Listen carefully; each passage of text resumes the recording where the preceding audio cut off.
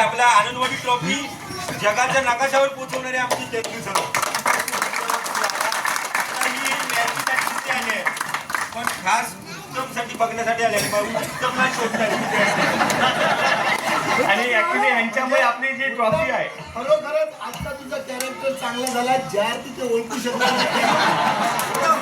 आणि यांना अपेक्षा ही नसेल की आपली आनंदवाडी एवढ्या लेवलला आहे म्हणजे आपण कुठे म्हणजे एक नाण्याची बाजू आनंदवाडी आहे आणि एक नाण्याची बाजू जी आहे ती दुसरी ही आहे.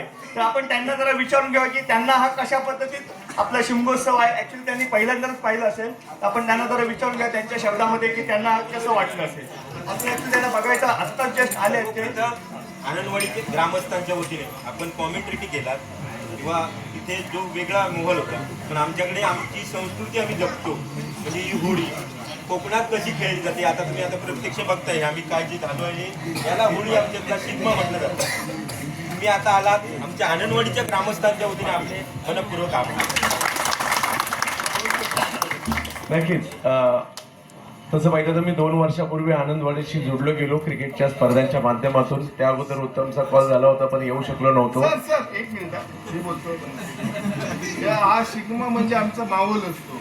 कॉमेंट्री करताना तुम्ही कॉमेंट्री करत असतात पण या शिगमा आणि तुमचं आवाज आता बोलताना तसंच बोलायचं आम्हाला दांडी दांडी उत्तमला बघून चंदू सरांची दांडी दांडी परंतु आनंदवाडीची स्पर्धा खऱ्या अर्थाने सांगतो एखादी छोटीशी वाडी अख्ख्या भारतामध्ये एवढी टुर्नामेंट ऑर्गनाईज कुठेच करत नाही. मी आवर्जून सांगतो म्हणजे त्यावर एखाद्या ग्रामस्थांचं आयोजन आणि म्हणूनच या आनंदवाडीचे एक वेगळे ऋणानुबंध तयार झालेत आणि उत्तमजींनी सांगितलं होतं की आवर्जून तुम्ही आज या.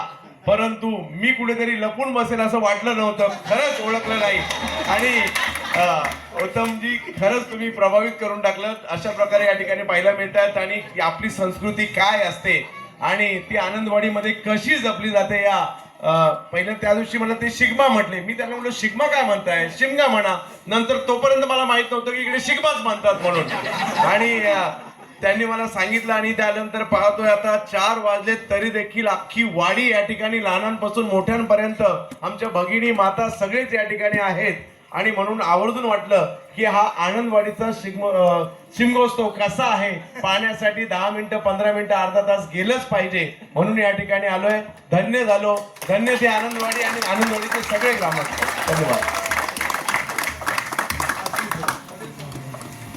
यासोबत धन्यवाद सर आणि आमच्या आनंदवाडी ग्रामस्थांच्या बद्दल तुमचं सहर्ष स्वागत आहे आमच्या आनंदवाडी नगरीमध्ये.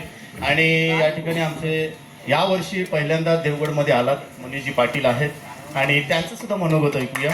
मनीषजी पाटील यांचं जसा उल्लेख आपण केला की यस आपण एका वाडीमध्ये आहोत. आम्हाला या अगोदर माहीत नव्हतं की आनंदवाडी चॅम्पियन्स ट्रॉफी एक वाडी आयोजित करते. पण सकाळी मी आलो आणि सकाळी जसे आम्ही दोघं आलो तर लगेच एक जण विचारपूस करण्यासाठी आले. तर ती आत्मीयता वाटली की आपली विचारपूस करण्यासाठी पूर्ण गाव एकत्रित जमलंय. कसे झालं कशा स्पर्धा कशा होत आहे संध्याकाळी आवर्जून या. तर आजचं वेळापत्रक थोडंसं लांबणार होतं असं आम्हाला माहित होतं. तरी देखील आम्ही शब्द सकाळी दिला होता की किती रात्र होऊ द्या आम्ही येणार आहोत. दुसरी गोष्ट अशी चंदू सरांनी सांगितलं की फक्त काही जणच हा शिगमोत्सव साजरा करत नाहीये तर लहानांपासून थोरांपर्यंत सगळेच जण याचा आनंद घेतात. आम्ही थोडा वेळ 2 मिनिटं बाहेर थांबलो होतो आणि तुमचे संवाद थोडे ऐकले आणि ते संवाद विनोदी होते. त्याचमुळे अजूनही आम्हाला असं वाटतं की आम्ही 10 ते 15 मिनिटं थांबू आणि तुमचा हा जो खेळ आहे किंवा तुमचा जो सण आहे तुमची संस्कृती आहे ते आम्ही नक्कीच पाहू. तुम्हाला खूप खूप साऱ्या शुभेच्छा. थँक्यू. परंतु त्या अगोदर उत्तमजींबरोबर एखादा फोटो झाला तर म्हणजे लक्षात राहील. सर आता तुम्ही उत्तमजींबरोबर फोटो काढायला तयार झालात पण कालची अशी परिस्थिती होती काय की आपले शब्बीर भाई लाईटवाले तुम्हाला माहिती असेल ते उत्तमजींबरोबर फोटो काढायला तयार नव्हते साडीमध्ये असताना सुद्धा. त्यांचं असं म्हणणं होतं काय की हा फोटो माझ्या मिसेसने बघितलं तर मला बाहेर तुमच्या आनंदवाडीतच राहावं लागेल असं त्यांचं म्हणणं होतं. म्हणजे ही वस्तुस्थिती आहे की आता तुम्ही सांगताय. Okay okay